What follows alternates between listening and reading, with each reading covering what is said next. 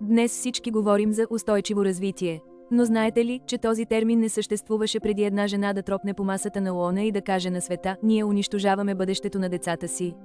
Гру Харлем Брунланд не започва като политик. Тя е лекар и учен. Родена в Норвегия, тя посвещава младостта си на общественото здраве. Тя вижда връзката между болните хора и болната околна среда много преди другите. През 70-те години тя е поканена да стане министър на околната среда.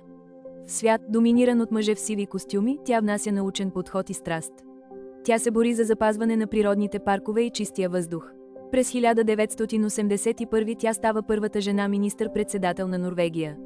Това е исторически момент. Тя не просто чупи стъкления таван, тя го разбива на парчета. Наричат я майката на нацията. Тя прави нещо нечувано до тогава, назначава жени на половината министерски постове. Света е в шок. Тя доказва, че жените могат да управляват икономиката и външната политика също толкова добре, колкото мъжете. Но най-големият й принос е на световната сцена. ООН я моли да оглави Комисия за околната среда. През 1987 тя публикува доклада «Нашето общо бъдеще», който променя всичко. Тя дефинира устойчивото развитие като развитие, което отговаря на нуждите на настоящето, без да компрометира способността на бъдещите поколения да задоволяват своите нужди.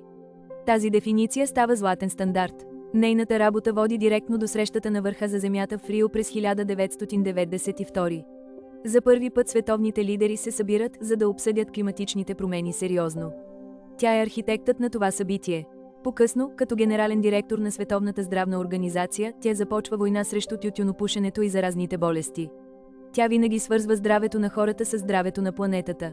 Разбира се, индустриалните лобита я атакуват. Обвиняват я, че иска да спре икономическия растеж. Но тя отговаря с факти: няма икономика на мъртва планета. Нейната логика е непоклатима. Гру видя опасността от климатичните промени десетилетия преди те да станат водеща новина. Докато другите лидери мислеха за следващите избори, тя мислеше за следващия век. Днешните млади активисти стъпват на раменете на Гру Харлем Брунланд. Без нейната пионерска работа, глобалното движение за климата нямаше да има научната и политическа основа, която има днес. В личния си живот тя винаги е била скромна, предпочитайки разходките в природата пред блескавите приеми.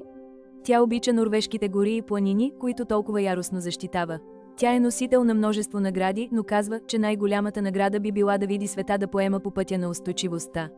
Нейната работа все още не е завършена. Историята на Гру ни показва, че един човек с научни знания и морален компас може да промени посоката на световната политика. Тя е доказателство за силата на компетентността. Днес тя е част от старейшините, група световни лидери, основана от Нелсън Мандела, които работят за мир и права на човека. Тя продължава да бъде гласът на разума в един объркан свят. Тя ни остави картата за оцеляване. Въпросът е дали ние имаме смелостта да я следваме. Гру Харлем Брунланд не е просто политик, тя е пазителят на нашия дом. Следващият път, когато чуете за възобновяема енергия или опазване на природата, спомнете си за жената от Норвегия, която започна всичко това. Ако ви е грижа за бъдещето на нашата планета, харесайте видеото и се абонирайте за Bulgarian Doc за още вдъхновяващи истории.